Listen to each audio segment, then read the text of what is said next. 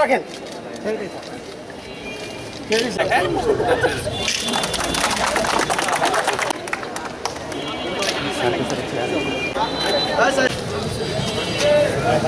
Video হবে।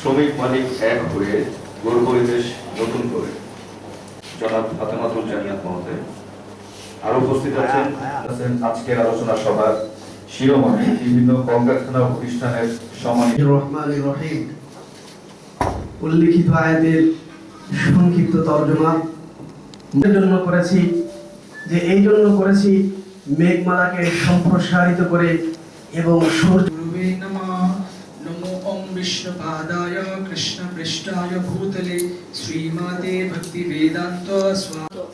এই মেঘ ও স্বীকৃতি দিবস কেবল একটি দিবস নয়, হোক প্রতিজ্ঞার নতুন সূচনা। সকলকে ধন্যবাদ। আসসালাম। প্রায় সময় শ্রমিকরা অভাবে বা বিভিন্নভাবে মৃত্যুবরণ করে এবং এর ফলে যেটা হয় যে একটা ন্যূনতম একটা ক্ষতিপূরণ কাজতে দিয়ে ওই সে যে বাংলাদেশের মধ্যে শ্রেষ্ঠ শিক্ষা প্রতিষ্ঠান হবে এমন কোনো কিছু না, একটা দিন আমরা বন্ধ রাখতেই পারি। এগুলো হলো আমাদের মানসিকতার বিষয়।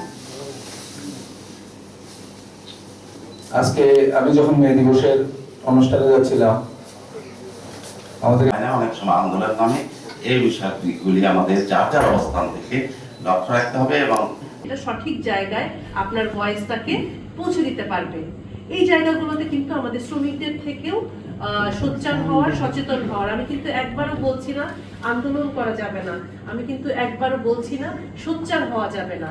আমি মে দিবসে ওই জায়গাটা স্মরণ করিয়ে দিচ্ছি যে আমরা আন্দোলন করব, আমার সঠিক প্রয়োজন, আমার প্রাপ্য আমি বুঝে নেব, কিন্তু সেটা সঠিক নিয়মে, সঠিকভাবে এবং সঠিক জায়গায় যাতে পৌঁছায়। চতুর্থ শিল্প বিপ্লবের কথা বলছিলাম, যে শিল্প বিপ্লব আসলে এই যে অটোমেশনের কথা বলছিলাম, যে যখন সবকিছু অটোমেটেড হয়ে যাবে, অনেক কিছুই আছে আমাদের এখনকার, আমরা কিন্তু একদমই স্কিলড না। আমি বাড়িতে আছি, আমি হয়তো একটা কাজের জন্য যাচ্ছি, কিছুটা সেই কারখানা আমাকে শিখিয়ে কাজের জন্য মোটামুটি তৈরি করে নিচ্ছে, কিন্তু আমরা শ্রমিকরা নিজের পেশাগত জ্ঞানটাকে নিয়েও ভাবছি না, নিজেকে স্কিল করার কথাও ভাবছি না। আমরা যার জন্য দেখা যাবে একটা সময় আমাদের আর কাজ থাকবে না।